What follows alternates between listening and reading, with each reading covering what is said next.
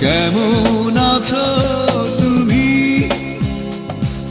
সুখী হতে পেরেছো কিনা জানতে বড় সাধু হয়।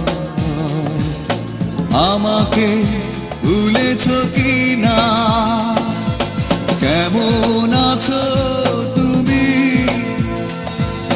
সুখী হতে পেরেছো কিনা জানতে বড় সাধু হয়। আমাকে ভুলেছো কিনা? তুমি